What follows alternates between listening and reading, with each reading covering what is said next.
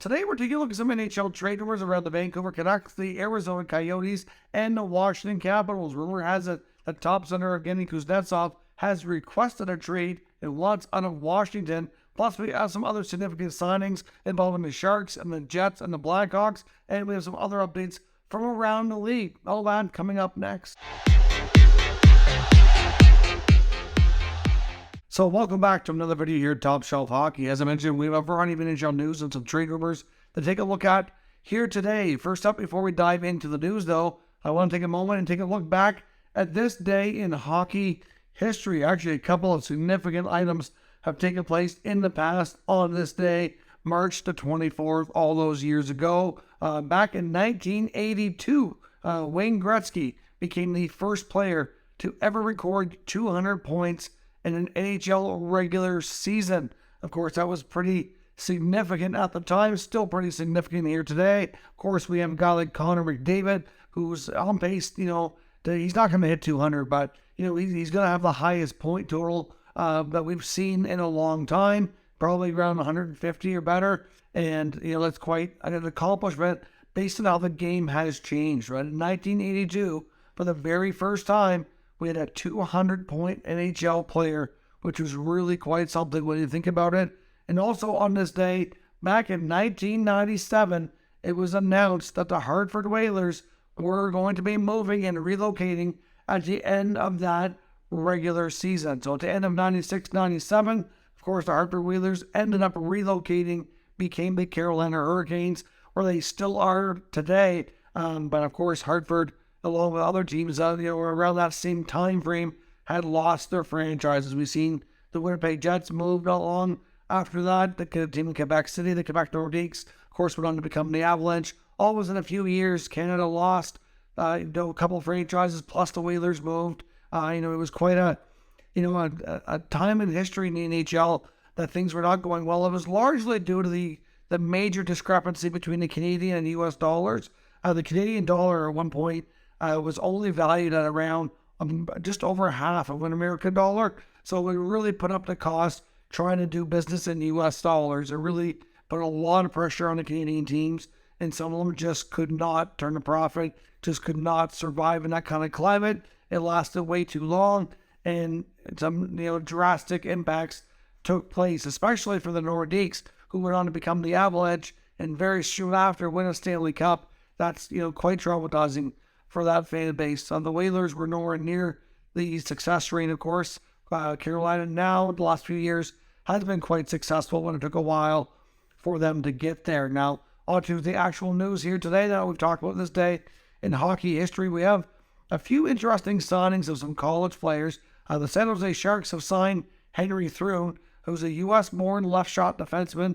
He was actually drafted by the Ducks back in 2019, completed 3 years at Harvard, put up 31 points in 33 games this year. Because of his age being a little bit older, he gets a 2-year entry-level contract. It's actually pretty rare that you see players that go to Harvard actually sign with the teams that they're drafted by. It seems to be a trend here that most of those players end up hitting free agency and end up leaving to go to other franchises. I know there's some other prospects right now that are certainly being watched, especially Coronado and Calgary. I do have my concerns about that as well. We'll see if he actually goes there or not, but it just seems to be an unfortunate trend with Harvard-based players. I mean, look at Adam Fox, another prime example in the not-too-recent past there. The Winnipeg Jets have signed Parker Ford. He's a 22-year-old U.S.-born undrafted centerman, not overly big, 5'9", 175, but the scouting report on him is he's a really hard-working, fast, apparently really quick two-way centerman who's a really good forechecker.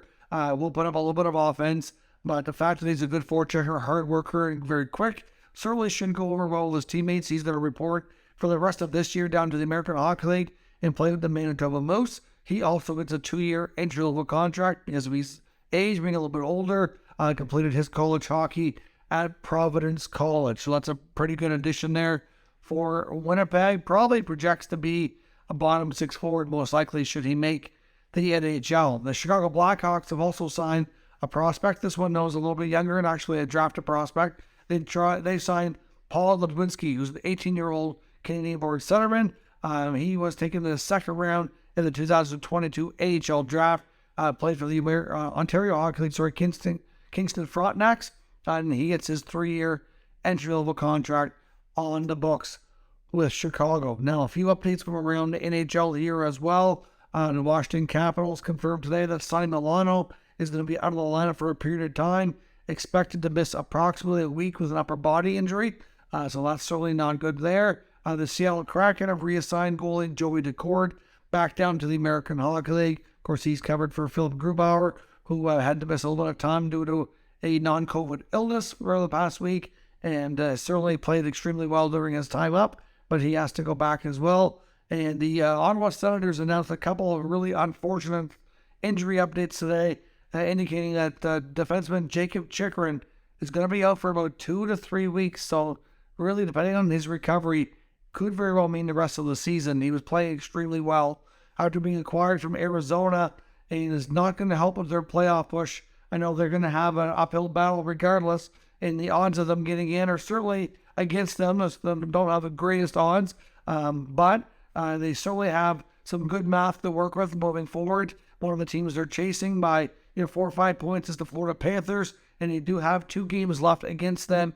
If they were to win both of those games, depending on what the Islanders and the Penguins do, it's certainly still mathematically possible, but they really can't afford to be giving away any points at this rate, and they do have a few tough games left still on their schedule. So it's going to be hard to say, but Chychrun being out is not going to make things any easier. And then, of course, young forward Ridley Gregg, he's going to be out for the rest of the regular season as well.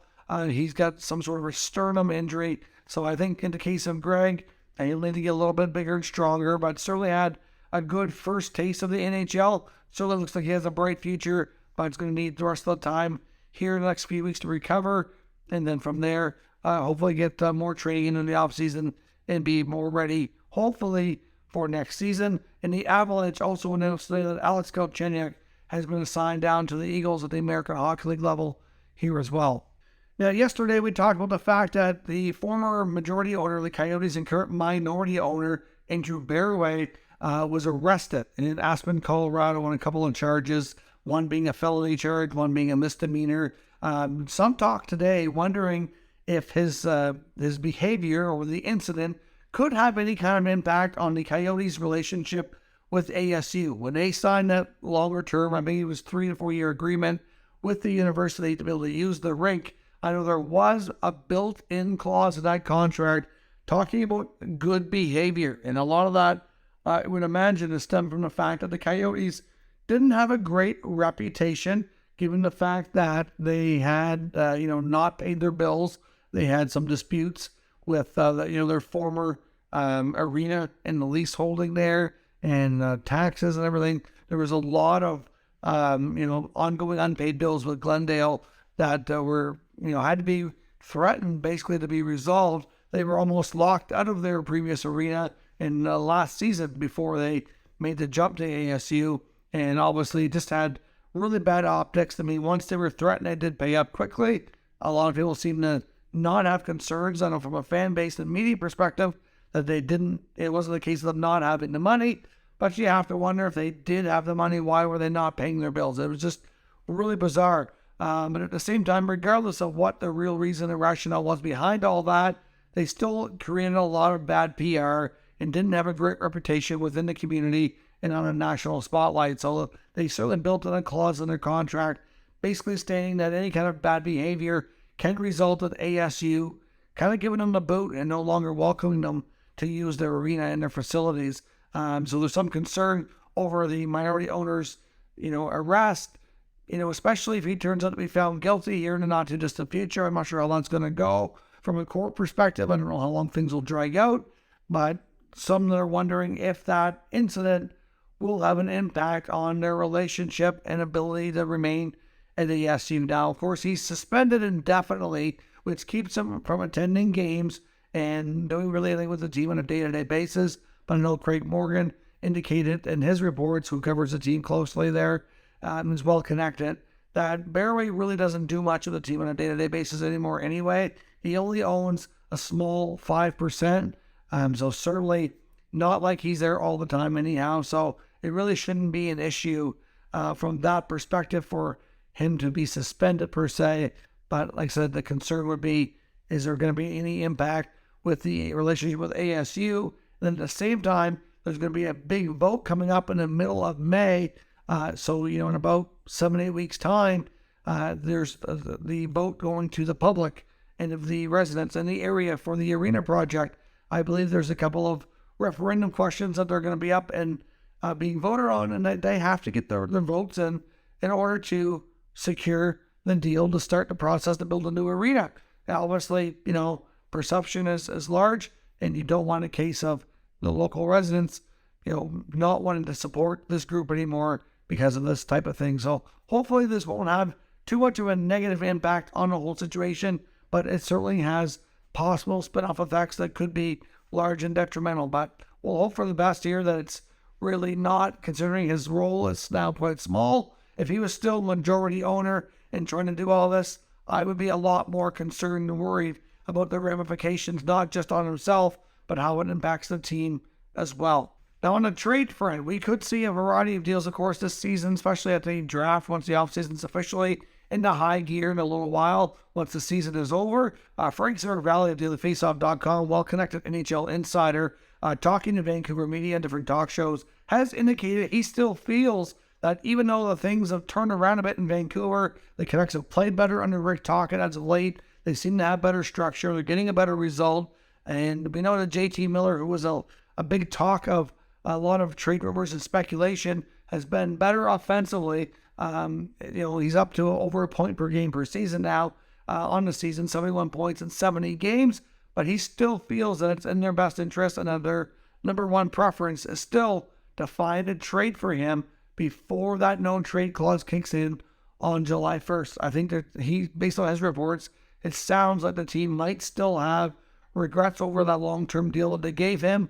Obviously, they were forced to trade Bo Horvat because of it. And if they're going to have any chance to trade Miller, if they're having buyer's remorse here, think that contract is not going to age well, they need to trade him before he has full control, and that gives him all the leverage, and it'll impact the return and where he can go.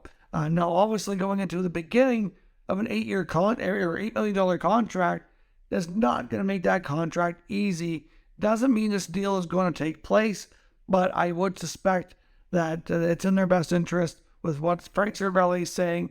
It wouldn't be shocking at all if we get to the draft and you hear that his name is out there, involved in different rumors, and that maybe, just maybe, they get close to making a deal to trade JT Miller. But I do wonder what teams are willing to pay for him. The fact he's doing a little bit better offensively might kind of change things a bit, but still a lot of money and a lot of term for somebody his age who is likely going to regress, at least likely, based on stats and history in the next little while. Also reports today from Craig Morgan at GoPhoenix.com talking about the Coyotes and wondering what their offseason holds, wondering if some of their core players are going to be asking for trades and follow suit like defenseman Jacob Chychrun did. Of course, the Coyotes originally were the ones that wanted to trade Chychrun, but then once Chychrun talked to the team and understood the rationale, he kind of agreed that it was for the best and wanted out anyway. So really, it started with them kind of talking about it, wondering if they should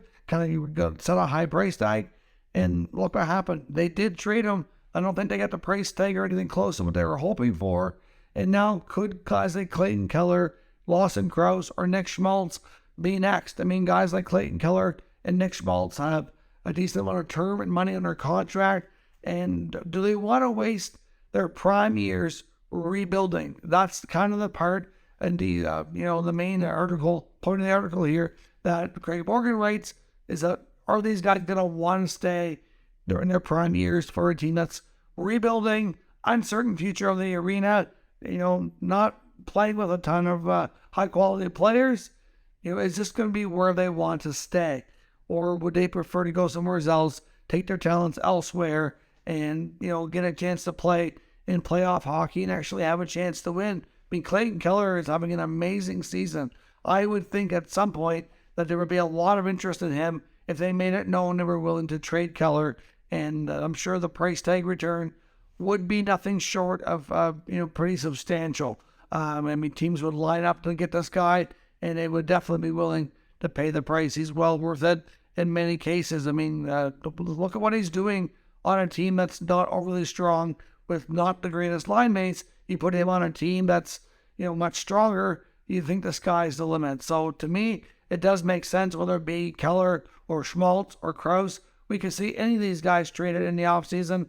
I would think it's quite likely that they, like Chychrun, would probably welcome a trade to get themselves in a new environment and actually have a chance to go to playoffs and have any chance at all to win, rather than being a deep rebuild for more of their prime years. Now, it's also been reported today that Capital Center of Evgeny Kuznetsov wants a trade, and this is not the first time that it's been discussed that he's gone to the team looking for a fresh start. A couple of years back, it was also mentioned that Kuznetsov and the Capitals were very likely to part ways, that there was a growing disconnect, level of trust between the player and the organization. The organization, I think, had become frustrated with Kuznetsov for a variety of reasons, including inconsistent play. I know there was quite a while ago now, there was, I believe, when he was last playing international hockey, which would have been some time ago, that he was busted over there for drugs.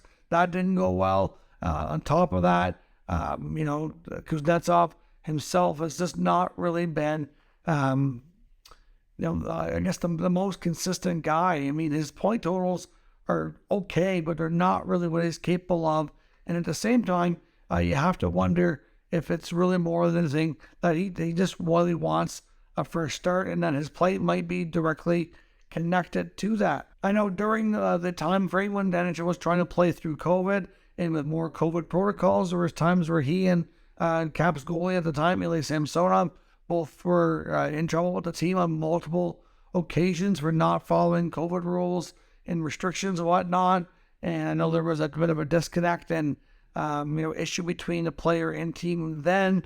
I'm not sure if there's lots of other things or what exactly, but it just seems to be a growing disconnect, essentially. Like I said, this is not the first time this has come up, and considering the sources of this now, it seems like it's pretty legit. I would think that he's got $7.8 million left on that deal with 2 years left, that at this point, maybe Washington is willing, hopefully, to retain some money, and if they can hold a little bit of money back, then that contract becomes a lot more tradable to other teams, and we very well could see a significant deal. Kuznetsov could be a top 6 center on a lot of other franchises and be a good help to them. So again, another player to watch around the time of the NHL draft. Wouldn't be shocking at all if we see guys like him and Anthony Mantha attempted to be moved by the Capitals and to bring in some other, hopefully some other offensive type forwards, because it looks like they want to rebuild, or not rebuild, but retool here on the fly, avoid a full rebuild while they still have guys like Ovechkin, Backstrom, etc., willing to play and able to go here and contribute at a high level. So let me know your thoughts on today's rumors and news down in the comments. We'll discuss further. If you're new to the channel, make sure you subscribe and stick around. We'll keep you up to date with all the news, rumors, and analysis of all 32 NHL teams. Thank you for watching, and I'll catch you next time.